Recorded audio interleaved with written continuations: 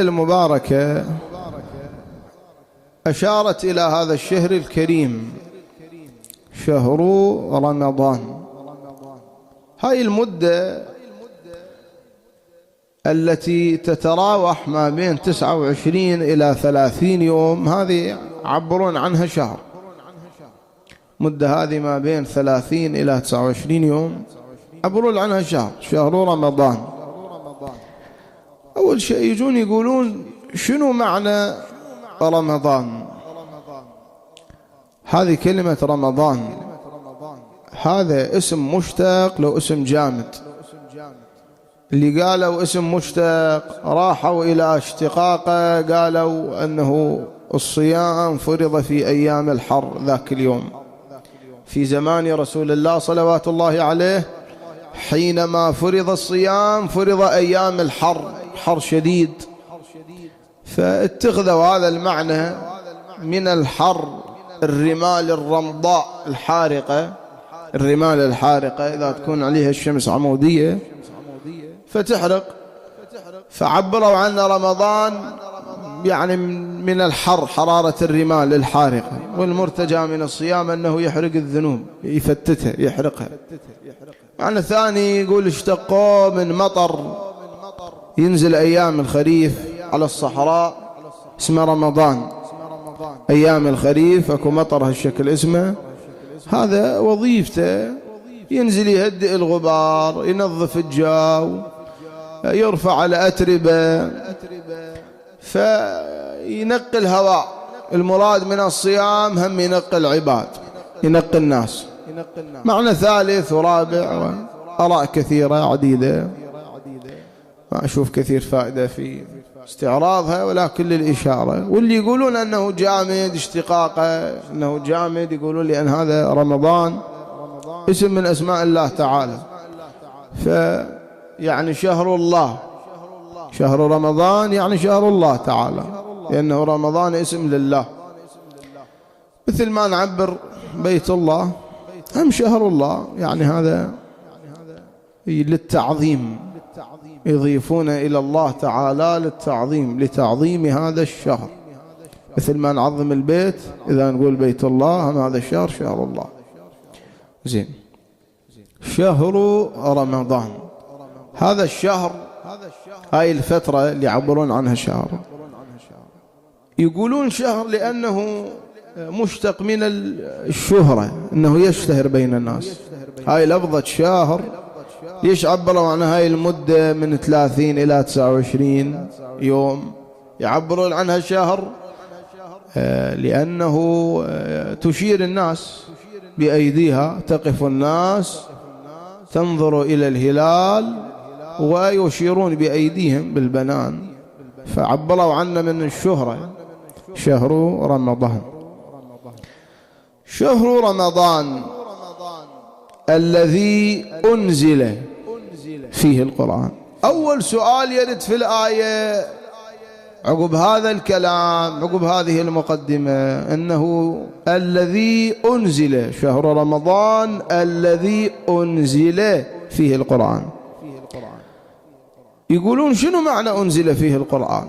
وإحنا نعرف أنه كما معلوم أول سورة نزلت في ربيع، رسول الله صلوات الله تعالى عليه في غار حراء، وما كان يوم صيام شهر ربيع، ونزلت عليه أول سورة اقرأ باسم ربك، هذه سورة العلق، أول سورة نزلت. هذه السورة نزلت في ربيع، ربيع غير رمضان، شهر ربيع غير شهر رمضان، وهذه من القرآن. فشنو معنى شهر رمضان الذي أنزل فيه القرآن؟ يعني شلون نجمع بين هذا المعنى وهذا المعنى؟ هنا أكو آراء عديدة. قسم من العلماء قالوا الذي معنى الذي أنزل فيه القرآن يعني نزل فيه قسم من القرآن، مو كل القرآن. يعني القرآن مثل ما يطلق على الكل قرآن، هذا ما بين الدفتين، مثل ما هو كله يقولون عنه قرآن، هم جزء من القرآن يقولون عنه قرآن. وشهر رمضان يقينا نزلت فيه آيات وسور من القرآن الكريم في شهر رمضان، أيام شهر رمضان. فمثل ما يطلق على الجزء، مثل ما يطلق على الكل يطلق على الجزء. رأي ثاني قال معنى الذي شهر رمضان الذي أنزل فيه القرآن، يعني الذي نزل في مدحه القرآن. شهر رمضان الذي نزل في مدحه القرآن، يعني القرآن نزل يمدح شهر رمضان. هو واقعا أنه القرآن نزل في مدح هذا الشهر، سيما ليالي القدر في هذا الشهر. الليلة الواحدة من هذا الشهر يعبر عنها القرآن ليلة القدر، وما أدراك شنو هذه الليلة، خير من 1000 شهر. ليلة القدر خير من 1000 شهر عبر عنها القرآن، أنه هي عمر كامل، إحيائها وعبادتها والقيام فيها عبارة عن إحياء عمر كامل. فهذا هم رأي معنى الذي أنزل فيه القرآن، يعني نزل في مدحه، القرآن نزل يمدح شهر رمضان. زين. رأي ثالث وعله اللي عليه يعني الأغلب من العلماء، يقولون شهر رمضان الذي أنزل فيه القرآن، يعني نزل القرآن فيه ككل من اللوح المحفوظ إلى سماء الدنيا، يعني القرآن كله نزل من اللوح المحفوظ إلى سماء الدنيا في شهر رمضان. يعني هذا المعنى اللي عليه كثير من العلماء، يقولون نزل بقي في سماء الدنيا، وبقت الملائكة تنزل به آية. جبرائيل أخذ ينزل على رسول الله منه آية، كل آية تنزل حسب الواقعة والحدث مالها. هنا أكو سؤال العلماء يثيرون، علماء يقولون أنه إذا القرآن كله نازل من اللوح المحفوظ إلى سماء الدنيا، ليمت في شهر رمضان أكو أحداث، أكو وقائع، أكو أخبار آياتها نزلت عقب شهر رمضان بسنين طوال، يعني شلون اختص بها هذا الحدث المعين؟ مثلا واقعة بدر حدثت بعد نزول القرآن يعني كذا سنة، نزل القرآن وراح القرآن ودفع إلى الملائكة، بعد 10 سنين يلا صارت هجرة وصارت بدر، أو يلا صارت الولاية. فشلون نوفق بهالمعنى؟ شلون؟ هنا العلماء يقولون القرآن نزل ككل دفعة واحدة. اي نعم، نزل دفعة واحدة من اللوح المحفوظ إلى سماء الدنيا وأودع عند الملائكة. أما شلون نوفق أنه أكو أحداث القرآن نزل وسابقها وأخبر عنها، فيقولون هذا إلى دخاله بالزمن، البعد الرابع للأجسام، وهذا اللي غائب عنه، عن إدراكنا غائب. يعني هاي الحسينية المكان هذا المبارك إلى أبعاد 4، الثلاثة المعلومات، الطول والعرض والعمق، لأن 3 أبعاد. وكذلك الزمن البعد الرابع، هذا الغائب عن أذهاننا، غائب عن أذهاننا لأن احنا محدودين بالنسبة للزمن، احنا يحدنا الزمن، احنا الزمن يحدنا، لأنه أنا محدود، باكر شنو يصير ما أدري، عقب ساعة شنو يصير ما أدري، بعد 3 أيام شنو يصير ما أدري. ليش؟ لأن أنا الزمن حادني. أما بالنسبة إلى الله تعالى خالق الأشياء، فالزمن بالنسبة إلى الله تعالى لا شيء، ما موجود، لأن الله تعالى غير محدود. الزمن يحد المحدود، هو الزمن بحد ذاته هو محدود. أما الله تعالى الدنيا والزمن وبين يديه كالرمل بين يديك. المثال هذا مو كلش صحيح، لكن لتقريب المعنى. أنه الدنيا والأزمان بين يدي الله تعالى شيء لم يكن، فعالم بالأحداث، ولذلك أنزل لها الآيات والسور المختصة بها. شهر رمضان الذي أنزل فيه القرآن، يعني القرآن أنزل في شهر رمضان دفعة واحدة. وهنا القرآن هم يشير، مرة يقول أنزل ومرة يقول أنزل. معنى النزول والتنزيل، النزول يقولون دفعة واحدة، لما يقول أنزل يعني أنزل ككل. أما التنزيل نزل، معنى التنزيل يعني تدريج، شيء بعد شيء. أول ما أنزل إلى سماء الدنيا وبعد ذلك قاموا ينزلون بآية آية من سماء الدنيا على رسول الله صلوات الله تعالى عليه. زين، هذا دستور الأمة الإسلامية الذي أنزل في شهر رمضان لأي شيء. طبعا أنزل في شهر رمضان، فلا شك هذا الشهر، شهر رمضان الذي يكون وعاء للقرآن، لا شك أنه يتشرف بالقرآن، يأخذ الشرف من شرف القرآن. الله تعالى جعل هذا الشهر وعاء لنزول القرآن لاحتضانه، لأنه يتشرف بالقرآن، يأخذ الشرف من شرف القرآن.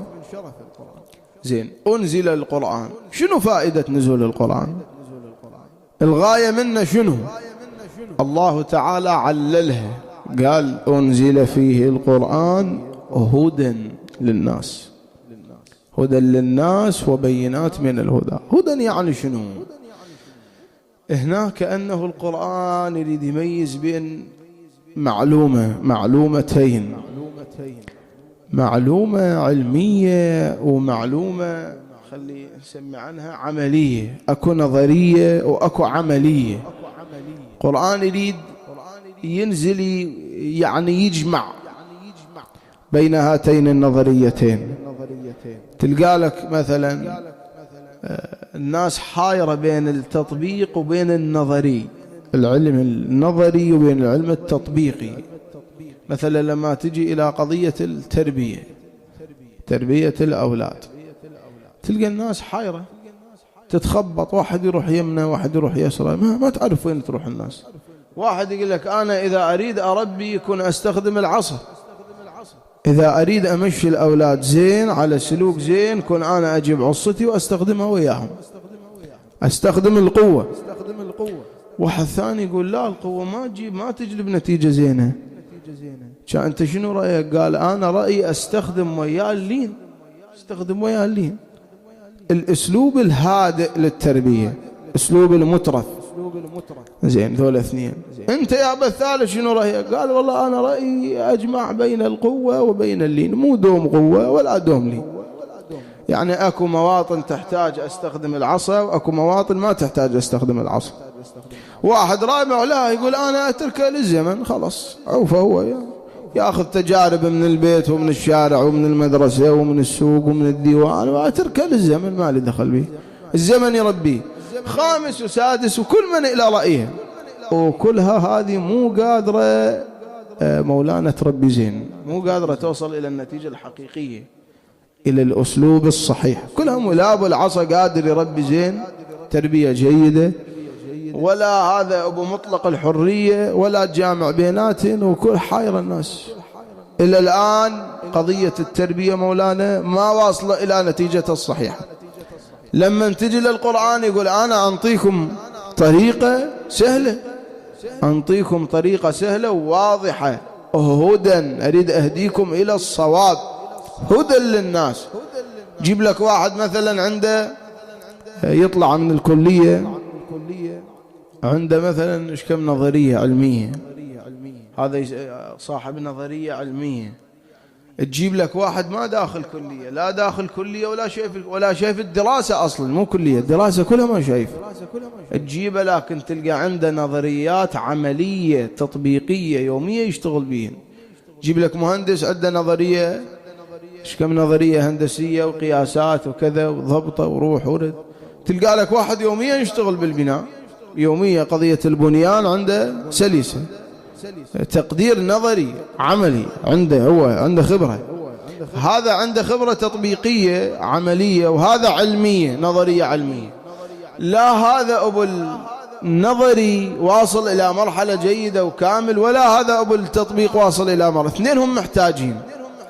هذا أبو النظري محتاج العملي تطبيق، وأبو التطبيق محتاج النظري، فاثنينهم في حوج. القرآن اجى نزل يجمع بين هاتين النظريتين، يوفق ما بيناتهم، هدى للناس، يهديكم إلى الصواب، يوصلكم إلى الرقي.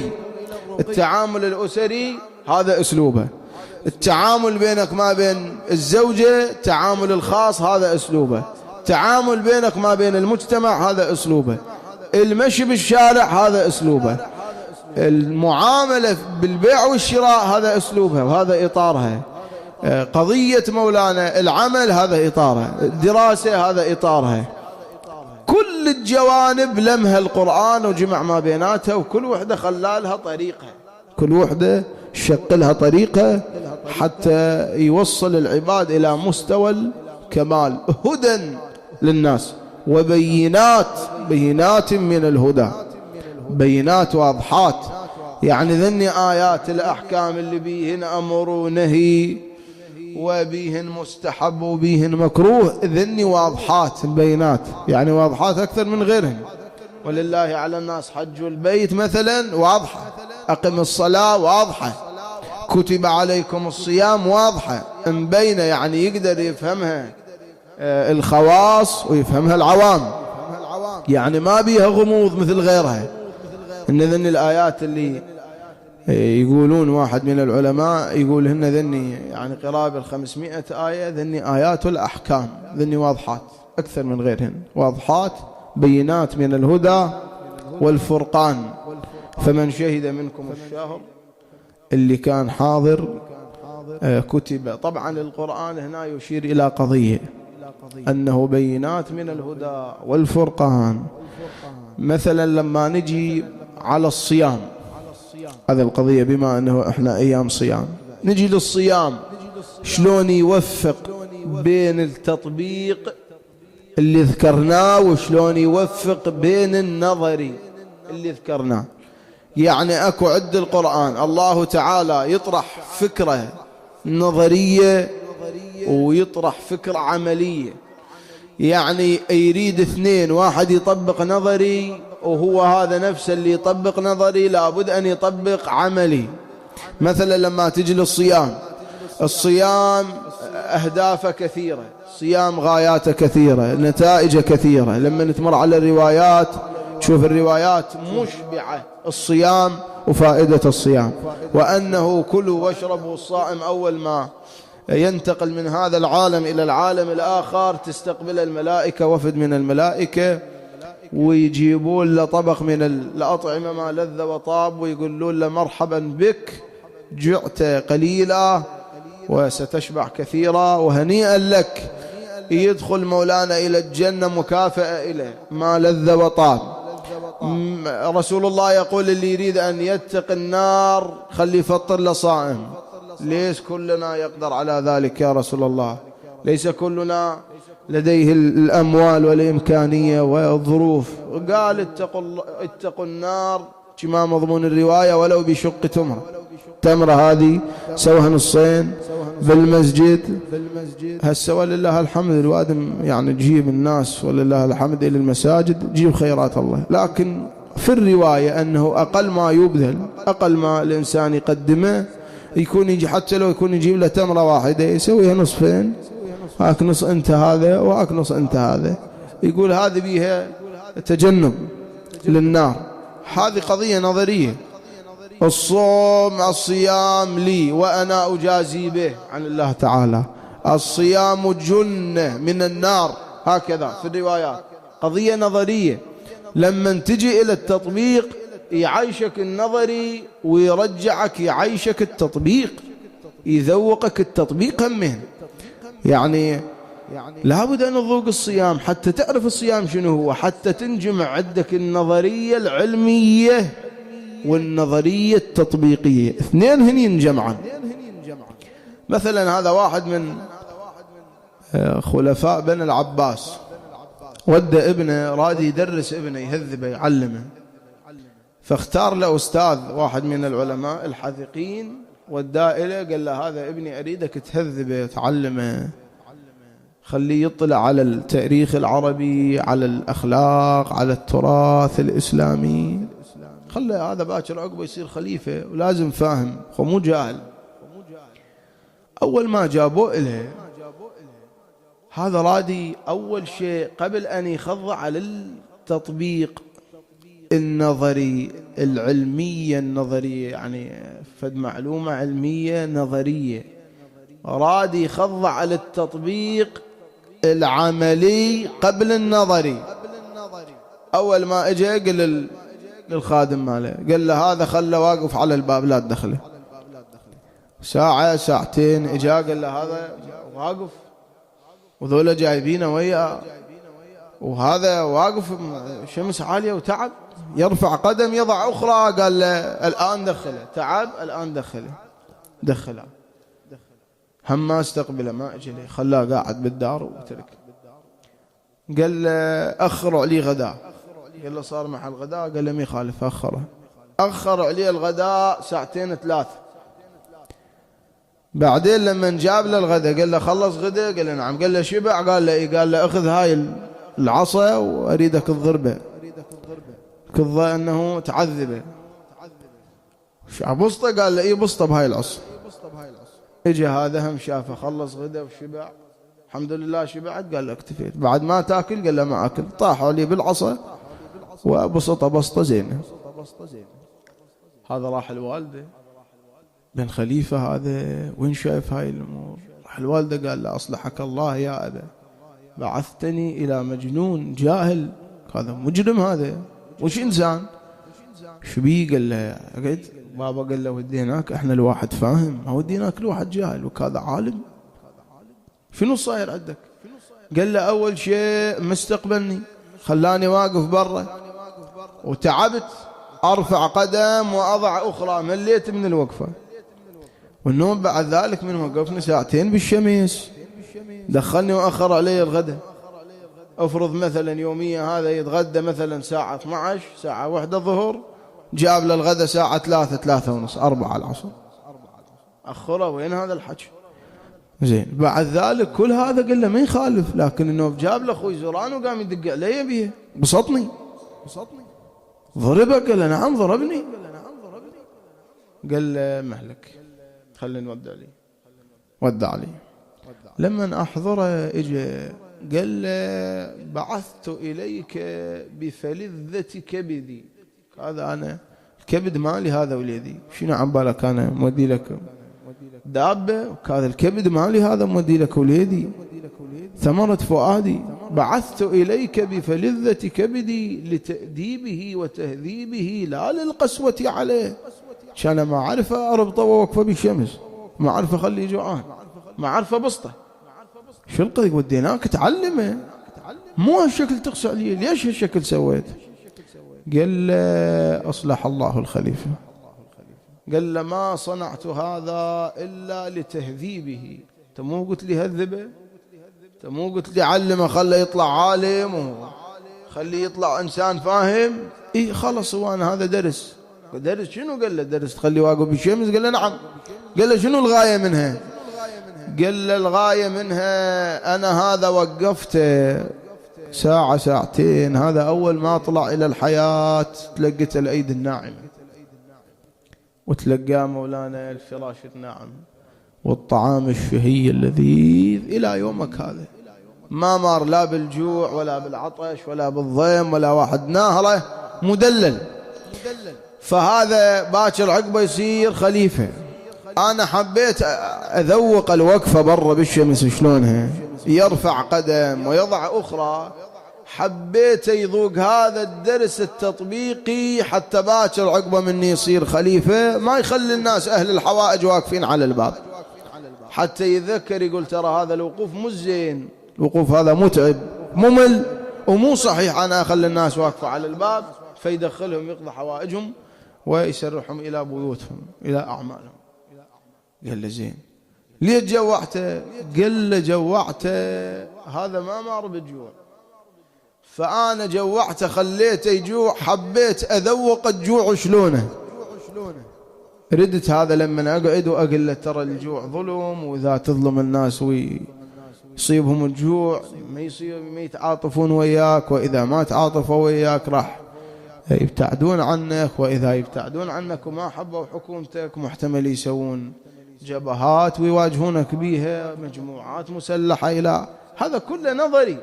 حبيت أذوق الجوع شلونه مؤذي وما يحتمل، حتى باكر عقبه ما يخلي له واحد جوعان من مملكته، حتى الأموال ما يضمها، يوزعها على الفقراء ويساوي بين الناس، لا يخلي طبقات المجتمع متفرقة. قال له زين العصا شنو دورها بالموضوع؟ ليش بسطته؟ هذه ما يخالف، لكن ليش ضربته بالعصا؟ قال له مولاي هذا ما سوى شيء، أنا ضربته ظلما، أنا ظالم إله، ضربته ظلمته، بس حبيت أقل الظلم شلونه، لأنه أكيد انحقد علي. الآن هو أمامك وأسأله، قل له حقدت علي؟ قال له الإنصاف إيه حقدت عليه. قال له ليش؟ قال له ظلمني. قال له هو هذا الدرس، هو بحد ذاته وهذا اللي أريده أنا، حتى باكر عقبه ما تظلم لك واحد، تشعر أنه الظلم شلونه مش زين، يولد حقد، وإذا ولد حقد راح يولد لك تيارات مناقضة إليك.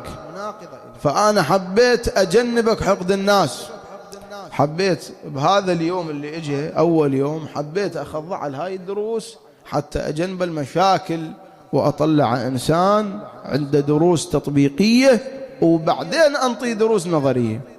نوع على هذا. قال له والله مثلك فليؤدب أبناء الناس، أنت مثلك خله يؤدب أبناء الناس، لأن أنت صدق أنت عالم، عندك معلومة واسعة جيد.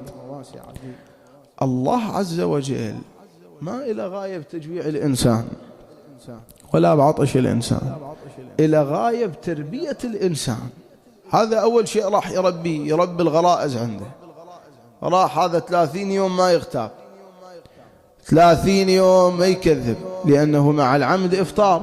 30 يوم مولانا ما راح يتنوع له إلى نظرة حرام، يعف سمعه ولسانه، وهذا 30 يوم راح يتدرب عياله يما ما راح يدن ليهم. هذه من أسمى غايات الصيام. عياله ما راح يدن، راح يصير عنده حصانة، عنده طاقة يجابه بها الغرائز، لأن الغرائز بشعة، الغرائز صعبة لا تطاق. غريزة الجنس وغريزة الأنانية وغريزة الجوع وغريزة حب المال. واحد يصبح ويمسي وتلقى مولانا قاعد يصبح الصبح إلى الليل يجي، وهذا يجيب الدينار على الدينار. فلما يسمع الروايات الجنة والإنفاق بها القد راح يحث على الإنفاق، وبالحال هم راح يجوعه حتى يقول يابا أكو أنا عندي وشوف الجوع شلونه، أكو وادم ما عده خلي أنفق وأطلع الحقوق الشرعية. وكذلك هذا أبو صاحب الغريزة البطن، هذا يأكل الصبح وبعد ساعة يفكر إيش يأكل، والظهر إيش يأكل، والعصر إيش يأكل، وبالليل. هذا من راح يذوق هذا الدرس راح يشعر بحالة الجائع اللي ما عنده. وهكذا الله تعالى يريد يربي الناس، يريد يوصل الإنسان إلى مستوى الإنسانية، إلى مستوى الكمال. ففرض الصيام فرض كتب عليكم الصيام كما كتب، يعني كما فرض عليكم كما فرض على الذين من قبلكم، وفيه تقوى لله تعالى. فشهر رمضان الذي أنزل فيه القرآن هدى للناس وبينات من الهدى والفرقان. يعني الله تعالى يقول أنا هذا ما فرضت عليكم اعتباطا، وإنما أريد أوصلكم إلى مستوى الإنسانية بالصيام. هم أريد أدخلكم الجنة، مثل ما ذكرنا ليلة البارحة أنه دخول الجنة مجاني في شهر رمضان للصائم الملتزم اللي يرسم الصيام داخل إلى الجنة مجانا. وهم هو مولانا يوصل إلى مستوى الإنسانية. هذا الشهر اللي أهل المدينة كانوا يفرحون ينسرون بهذا الشهر، يعيدون، كان عندهم عيدين. عيد أول ما يجي شهر رمضان، أول ليلة أول يوم من شهر رمضان أهل المدينة يعيدون مسلمين، هذا على زمان رسول الله يعيدون، لأنه الله تعالى بلغهم هذا الشهر وهم الآن في تمام العافية وراح يصومون. وآخر يوم من شهر رمضان أول يوم من شهر شوال هم يعيدون يفرحون لأنه طلعوا. طبعا هو العيد للصائم، العيد للصائم الملتزم بشهر رمضان، يطلع من شهر رمضان ولا ذنب عليه، حق له أن يعيد، يعني يطلع كل شيء ما عده من الذنوب، وهذا اللي يعيد. مو اللي يعيد يفكر بالغدا، غدا يوم العيد ذاك يسوي باكر وذاك يسوي مدري شنو. لا، القضية قضية أنه يطلع خالي من الذنوب، وإذا طلع خالي من الذنوب هو هذا العيد الأكبر، هو أكبر فرحة وأكبر عيد للمؤمن أنه يطلع خالي من الذنوب. أهل المدينة كانوا يعيدون. ذيك السنة التي خرج بها الحسين من مدينة رسول الله ما دخل السرور إلى بيوتهم، سيما بني هاشم، ما دخل لهم السرور، لأنه يجون إلى المدينة إلى حي بني هاشم الحسين، لا الحسين موجود ولا العباس ولا علي الأكبر ولا بني هاشم أبطال بني هاشم، وسيما العليلة وأم البنين اللي بهيئة الانتظار قاعدات ينتظرن، وفاطمة العليلة تنتظر. المريض يريد لواحد يباريه ويقعد دوم يمراسه ويحاشيه، يبويا خلافكم ما حد يمر بيه، يظل بالحسرة والمدمع والونين. ما حسبت أقضي شلون ليلي وانا من المرض مهدوم حالي، عودان انتظر طارش يجيلي من عندكم يا وليان ويا طيبين. وبعد شو تقول فاطمة؟ لو بس بي حيل اتبع عنكم وانشد كل من يلاقيني عنكم، كاف من البعد ردوا لوطنكم، علي غيابكم كل يوم بسنين. بويا قاعد بدرب الخذانكم، وروح وتناديكم، وين صرتوا يا أهلنا والوقت حل بيكم. خلصيت عمر انتظار وما رجع منكم خبر، والصبر ناح على حالي، وبويا دلال انفطر. وعدتني وقلت ارد لك على الاكبر والقمر، ونعمت عين العليلة بكثر ما تربيكم. بعد شو تقول؟ طول غيابك علينا ومو سهل فقد الحبيب، ودارنا الجانت زهية أمست بنوح ونحيب. بويا قاعد بدربك وتاني، تطلع الشمس وتغيب، بلك تتعود علينا يلقب فراقك مصيب. وبعد شو تقول العليلة؟ بويا يا ضعين يجبل علي يقول ضعنك وانسعد، ولو عرفت مش ضعنك تنمرد روحي مرد. الدروب ملان بويا بكثر ما روحا ورد، أتمنى كون جناح عندي حتى طيرا ليكم. تنظر فاطمة العليلة أم البنين تقول شنو اللي يألمك؟ حملا وقدام عيني وقلب شاله ويا الضغط، وروح راحت ويا اهلها وصرت مركز للمحن، ويدري بحال العليلة فوق والنجان وين، ويضع عنهم روح راحت من مشحاده. هل يمر عليها بشر يقولها من أنت جالسة على باب دار الحسين؟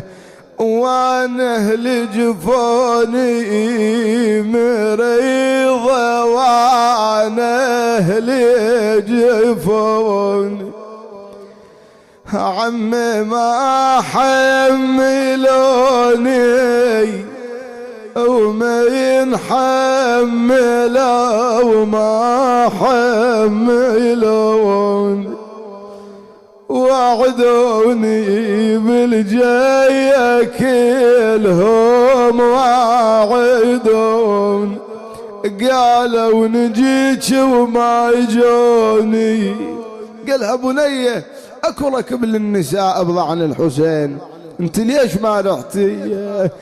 تقل له شي الضعنهم عم نجوي عدا وشي الضغن، وانا اتفكر لهم يحملون وانا اتفكر لهم يا عم